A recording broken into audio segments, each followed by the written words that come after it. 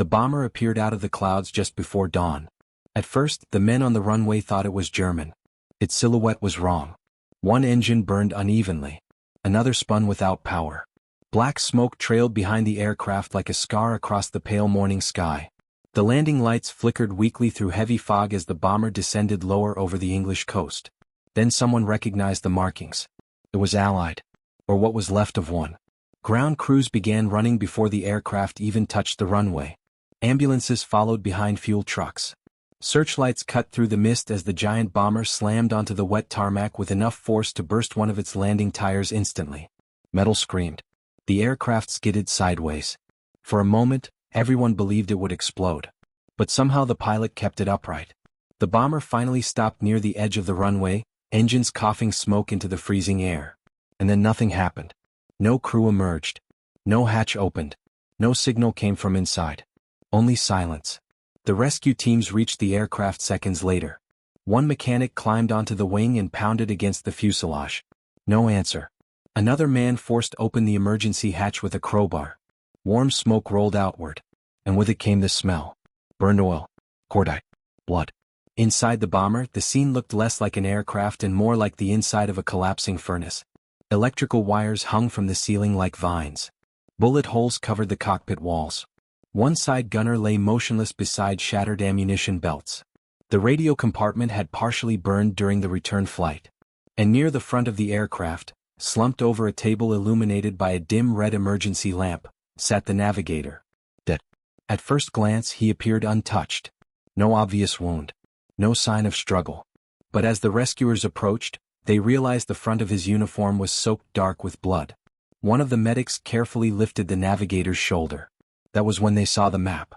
Spread beneath his body was a massive navigation chart covered in handwritten notes, fuel calculations, bombing coordinates, and route markings. Blood had seeped across the paper in thick, uneven patterns, staining entire sections crimson. Yet strangely, some markings beneath the blood appeared darker than others. Intentional. One officer frowned immediately. These coordinates weren't in the mission briefing. Nobody answered. The surviving crew members were barely conscious. Most had suffered oxygen deprivation during the flight home. One tail gunner had gone temporarily blind after a nearby flak explosion. The flight engineer kept repeating the same sentence over and over. We weren't supposed to go there. At first, commanders believed it was shock. Then intelligence officers arrived. The entire aircraft was sealed within hours. Armed guards appeared around the hangar before sunrise. The Navigator's body vanished before noon. And the bloodstained map disappeared with him. Officially, the mission never became famous. No headlines celebrated it. No newspapers printed the crew's names. No victory photographs were released. In fact, many of the surviving airmen later claimed they were ordered never to discuss what happened that night. But decades later, fragments of the story began resurfacing. A forgotten crew diary. A classified bombing memo. A damaged copy of the original navigation route recovered from military archives. And according to several witnesses, the bloodstained map revealed something deeply disturbing about the final bombing raids of World War II. Something the public was never supposed to know. Because by 1945, the war in Europe was almost over. Germany was collapsing. Entire cities had already been reduced to rubble. Allied bombers crossed the skies in enormous formations day and night. Fuel shortages crippled the Luftwaffe. Experienced German pilots were dying faster than they could be replaced. Everyone knew the end was coming. But the closer victory approached, the more dangerous the bombing missions became. Especially for bomber crews. The public often imagined Allied air raids as overwhelming displays of unstoppable power. The reality inside those bombers was completely different. Most crews were painfully young. 19, 20, maybe 22 years old. Some had never traveled beyond their hometowns before joining the war. Many had trained for only months before being sent into combat over occupied Europe. And survival rates were horrifying. A bomber crewman could complete dozens of missions and still die on the final flight home. One burst of flak could erase an entire aircraft in seconds. One engine fire could doom 10 men instantly. One navigation mistake could carry a bomber formation directly into concentrated anti-aircraft defenses. Every mission demanded absolute precision. Especially from the Navigator. The Navigator was the invisible brain of the aircraft. Pilots flew the bomber. Bombardiers targeted enemy factories. Gunners defended against fighters. But navigators guided everyone through darkness, storms, enemy territory and anti-aircraft zones using little more than maps, dead reckoning, stopwatches, radio signals and mathematics. One error could kill everyone aboard. And unlike fighter pilots, bomber navigators often worked in silence for hours at a time, alone, bent over maps beneath weak red lights while engines thundered around them endlessly. Many developed migraines from stress. Others suffered mental breakdowns after repeated missions. Some quietly drank before flights. Because navigating through wartime Europe at night was less like flying, and more like surviving inside a moving coffin. Cloud cover constantly changed. German radar stations tracked Allied formations across the continent. Searchlights reached upward through darkness like giant white spears. And below them waited flak batteries. Hundreds of them.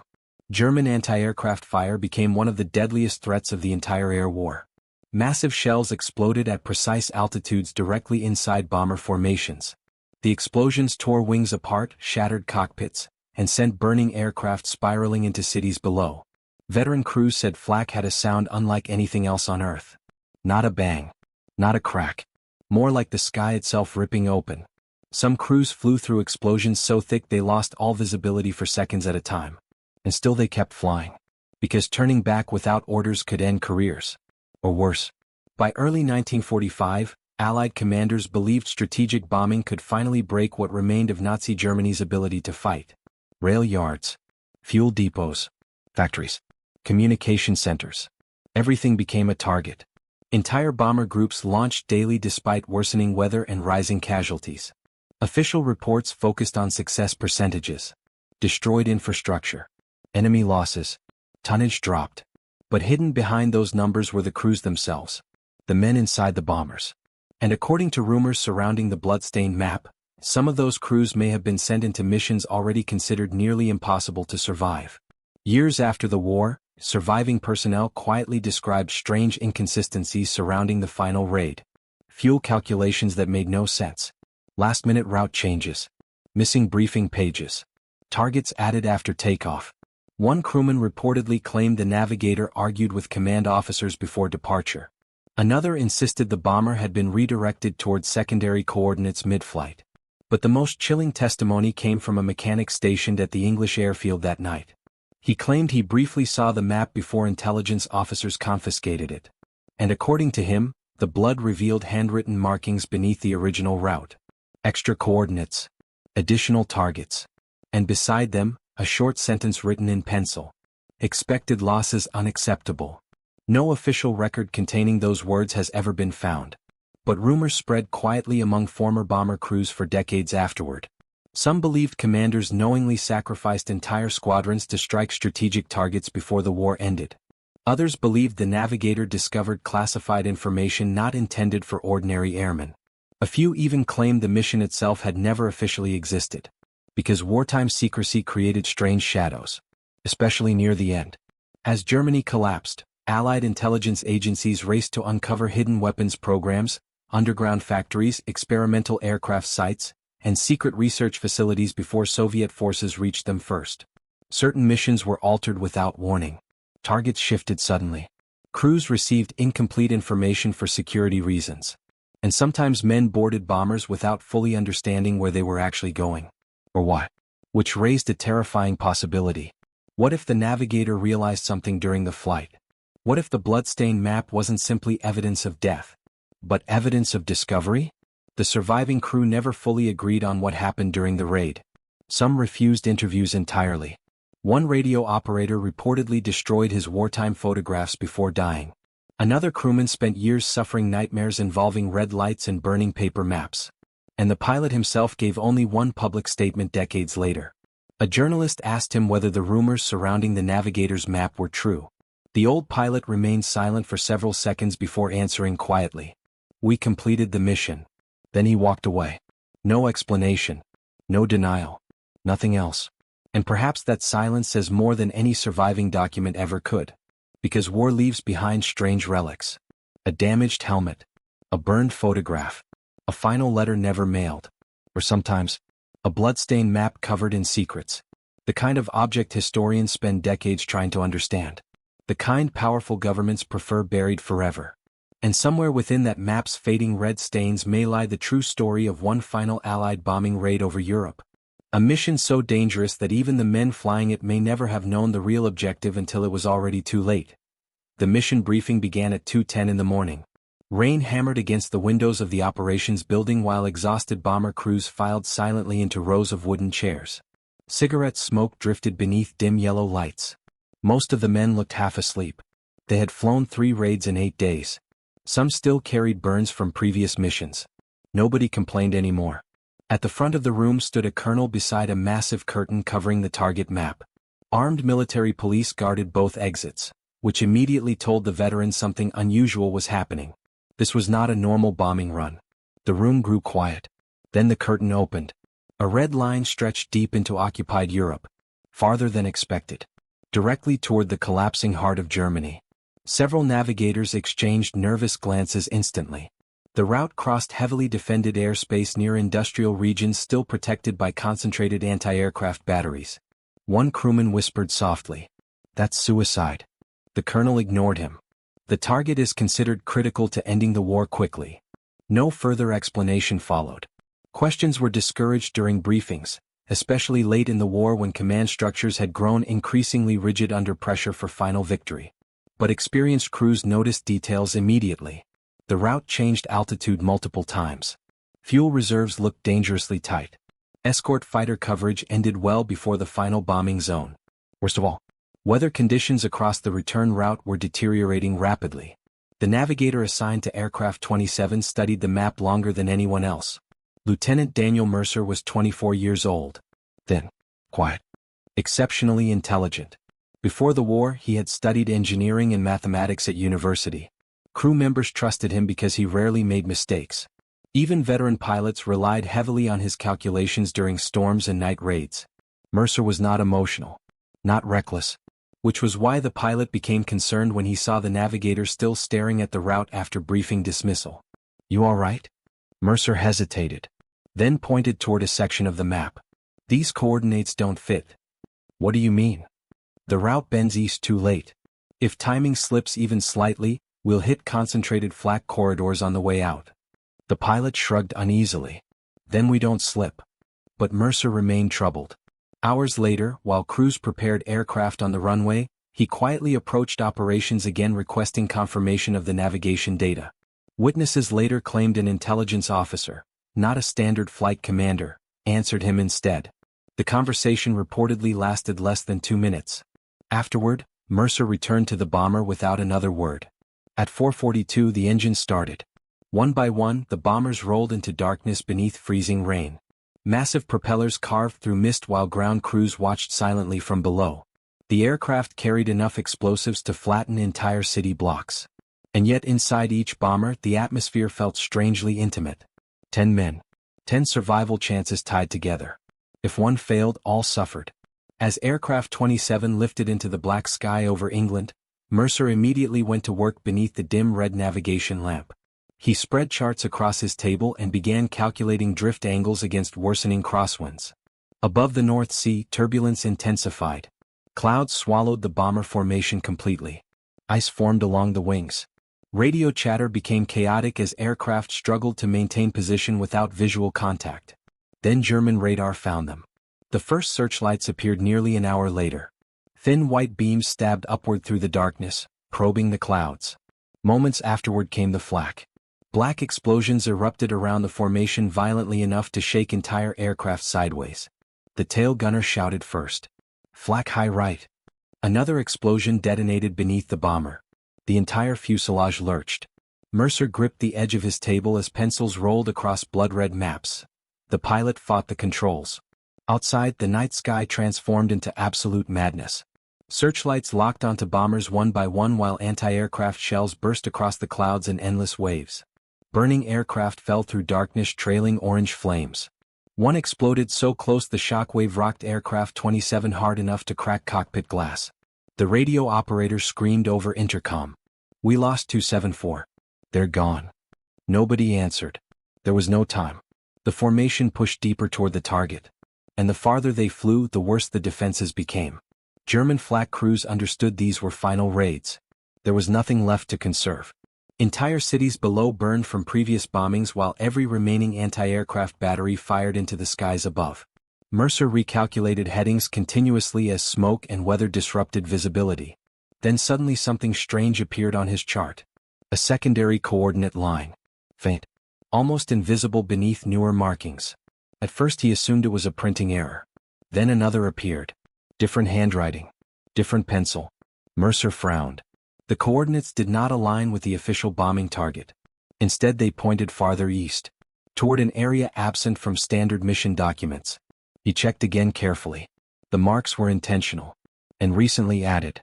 A terrible possibility entered his mind immediately. The mission route may have been altered after briefing, without informing the crews. Before he could investigate further, a violent blast tore through the bomber. Flak exploded directly beneath the cockpit. Metal fragments ripped across the nose section. Lights failed instantly. The aircraft plunged sideways. Screams erupted through intercom channels. Mercer slammed against his navigation table as shattered glass sprayed across the compartment. Pain exploded through his chest. For several seconds he could hear nothing except ringing. Then came smoke. And blood. The bombardier was wounded. The forward gunner stopped responding completely. One engine burned. The pilot fought desperately to stabilize the aircraft while alarms screamed through darkness. Mercer tried standing. Collapsed. Looked down. Blood soaked through his uniform. A fragment of flak had torn into his lower torso. Not instantly fatal. But bad. Very bad. Still he crawled back toward the maps. Because navigators had one responsibility above all else. Bring the crew home. Even dying men understood that. The bombing target finally appeared through breaks in the cloud layer below. Fires. Rail yards. Factories. Entire districts already scarred by previous raids. The bombardier released payload seconds later. The bomber jolted upward violently as tons of explosives disappeared into darkness. Then the pilot shouted the words every surviving crew wanted to hear. Turn for home. But home was far away. And German fighters had arrived. Messerschmitts emerged through smoke and cloud cover firing directly into retreating bomber formations. Tracers ripped across the night sky while crippled aircraft struggled to maintain altitude. Aircraft 27 could barely keep pace. Mercer continued navigating despite blood spreading steadily across his maps. The radio operator later claimed the Navigator refused medical treatment repeatedly. Just keep flying west. Those were reportedly his exact words. But while plotting the escape route, Mercer noticed something horrifying. The return course passed directly through the heaviest remaining flak sectors. It made no sense. Alternative routes existed farther north. Safer routes. Longer, but survivable. So why had command chosen this one? Mercer began comparing the hidden coordinates against the official route. And slowly a pattern emerged. The bombing mission itself may not have been the true objective.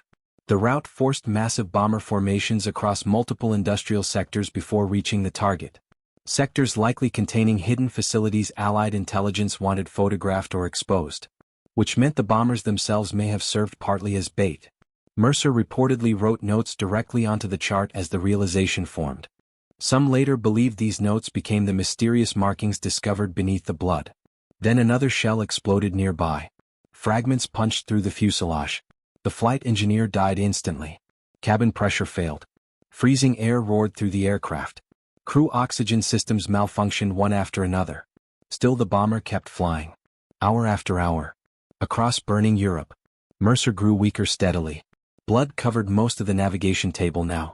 Yet somehow he continued guiding the aircraft through storms and damaged radio conditions using little more than dead reckoning calculations. The pilot later admitted privately that without Mercer, none of them would have survived the return flight. Near the Dutch coastline, another crew member finally reached the navigator's compartment. And froze. Mercer was barely conscious. But his hand still gripped a pencil. Across the bloodstained chart were circles, arrows, and hastily written warnings. The crewman later claimed one phrase stood out clearly. Losses expected. Not feared. Expected. The implication terrified him. Because it suggested somebody already knew the casualty rates would be catastrophic before the raid even began. Mercer reportedly tried speaking one final time. The crewman leaned closer. What? The navigator whispered weakly. They knew. Then he collapsed over the map. By the time aircraft 27 reached England, dawn had begun breaking across the horizon. The pilot landed almost blind from exhaustion. Two engines barely functioned. Half the crew was wounded. One dead. One dying. And inside the aircraft rested a map soaked in blood and unanswered questions. What happened afterward became even stranger. Military intelligence officers boarded the bomber before medics finished removing survivors. The Navigator's charts were confiscated immediately. Crew members were separated during treatment and questioned individually. Several later claimed they signed secrecy documents while still recovering from injuries. Official casualty reports from the raid also appeared inconsistent. Some bomber losses vanished entirely from public summaries. Others were reassigned to different operations. And the target itself received surprisingly little public attention despite the enormous damage inflicted. Almost as though the bombing objective had never been the true priority. Years passed. The war ended. Surviving crew members returned home carrying memories they rarely discussed. But rumors surrounding Mercer's map persisted quietly among bomber veterans. Some believed he uncovered evidence that Allied command knowingly accepted catastrophic losses to achieve secondary intelligence objectives before Germany surrendered. Others believed the hidden coordinates pointed toward secret weapons facilities commanders wanted identified at any cost. A few suspected something even darker. That certain bomber groups had become expendable by the final months of the war. Because victory was already inevitable. And when wars near their end, human lives often become numbers. Especially inside strategy rooms far removed from burning aircraft. Yet despite decades of speculation, no complete copy of Mercer's bloodstained map has ever surfaced publicly. Only fragments, witness statements, partial coordinates, and stories passed quietly between aging veterans. But perhaps the most chilling detail came from one intelligence clerk interviewed decades after the war. He claimed he briefly handled the original map before it disappeared into classified archives. And according to him, one final note appeared near the bottom corner beneath the blood. Written shakily in fading pencil. If found, tell them. No name followed. No explanation. Only those words. As though a dying navigator understood something in his final hours that history itself might one day try to erase. War has a strange relationship with memory. Victories are celebrated. Flags are raised. Parades march through crowded streets while newspapers print heroic headlines in thick black ink. But the darker truths rarely survive so cleanly. Especially the truths hidden inside bombers returning from the night. Because long after the explosions fade, war leaves behind objects. A burned photograph. A damaged wristwatch. A final unfinished letter folded inside a jacket pocket. Or sometimes, a bloodstained map. The men of Aircraft 27 never became famous. No major films told their story. No grand memorial marked the runway where their bomber landed through smoke and fog that morning in 1945. Most of the surviving crew disappeared quietly into ordinary civilian life after the war ended. One became a mechanic.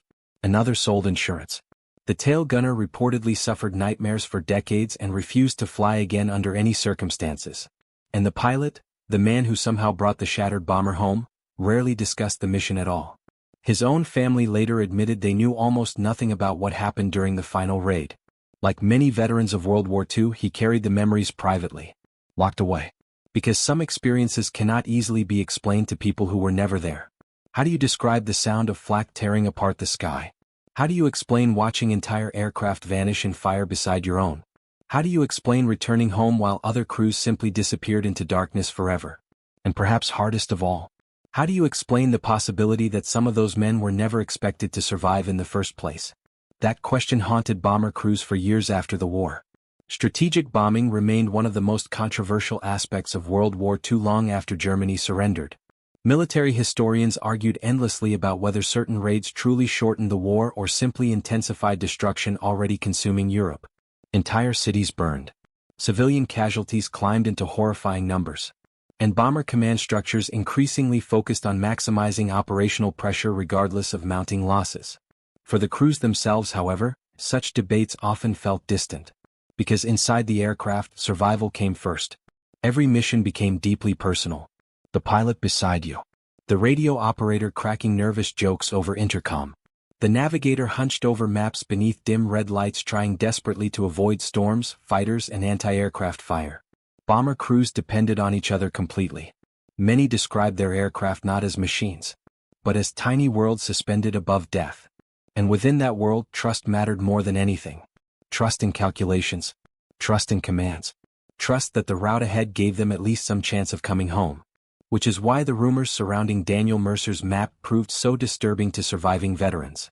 Because if the hidden coordinates and altered routes were real, then somebody higher up the chain of command may have known the danger exceeded what crews were told. Not impossible danger, but unacceptable danger. The kind quietly accepted because larger strategic goals mattered more than individual airmen. Official military archives partially released decades later revealed something important about the final months of the war. Allied intelligence operations had indeed intensified dramatically before Germany's collapse. Bombing raids frequently doubled as reconnaissance missions. Aircrews unknowingly photographed industrial regions, transportation hubs, and suspected research sites while en route to primary targets. Some operations changed objectives after takeoff. Others withheld information intentionally to preserve secrecy. And certain casualty projections remained classified for years afterward. None of this proves the darker theories surrounding Mercer's map, but it does explain why so many bomber veterans believed something about that mission never fully added up. Even historians investigating the story later encountered missing records. Flight logs vanished. Briefing documents contradicted each other. Casualty reports shifted between archives. One researcher reportedly found references to Aircraft 27 under two entirely different mission numbers. Almost as though pieces of the raid had been reorganized intentionally after the war. Yet despite the mystery, perhaps the most important part of the story is not whether every rumor proved true. Perhaps the real importance lies in what the bloodstained map represents. Because history often reduces massive wars into movements of armies and statistics. Thousands killed. Hundreds of bombers launched. Targets destroyed. Operations completed. But maps like Mercer's remind us that every line across those charts represented living men inside fragile aircraft crossing hostile skies at night. Young men. Terrified men. Men who trusted the people sending them into combat. And many never returned. By early 1945, Allied bomber losses had reached staggering levels. Entire squadrons vanished during some operations. Veteran crews watched replacement airmen arrive younger and less prepared each month. The psychological toll became immense. Some crews developed rituals before missions. Lucky scarves. Specific songs. Repeated phrases spoken before takeoff. Others became emotionally numb entirely. One veteran later admitted he stopped learning replacement crew names because too many died too quickly. That was the hidden reality of strategic bombing. Not only destruction below, but constant erosion of the men above. And perhaps Daniel Mercer understood that reality better than most. Because navigators saw everything. They studied routes, weather patterns, fuel margins, enemy defenses. They knew when missions became desperate. They knew when calculations stopped leaving room for survival. Which may explain why Mercer reportedly wrote notes directly onto the map while dying. Not for himself, but for whoever found it later. If found, tell them. Such a simple sentence. Yet haunting. Tell them what? That the mission changed? That the casualty expectations were hidden? That crews flew into impossible odds knowingly designed by distant planners? Or perhaps something even simpler. Perhaps he merely wanted someone to remember what happened inside that aircraft after history moved on. Because wars move quickly. Nations celebrate victory and rebuild. Governments archive documents. But individual stories vanish easily. Especially stories involving doubt, sacrifice, and uncomfortable questions. That is why relics matter. A stained map can outlive propaganda. A fading note can survive long after speeches disappear. And sometimes physical objects preserve truths human memory alone cannot carry forever. To this day, nobody knows exactly where Mercer's original chart ended up. Some believe it remains buried inside military archives still partially classified. Others think intelligence officers destroyed it intentionally. One rumor claims a damaged fragment survives inside a private aviation collection in England, though no public verification has ever emerged. Perhaps the truth no longer exists in full. Perhaps time erased too much. But maybe that uncertainty itself reflects the nature of war perfectly. Incomplete. Contradictory. Haunted by missing pieces. And somewhere within those missing pieces lies the final image of Daniel Mercer himself. A wounded navigator alone beneath red emergency lights. Engines roaring around him. Europe burning below. Blood spreading slowly across paper maps while he tried desperately to guide his crew home one final time. Not thinking about glory. Not thinking about history.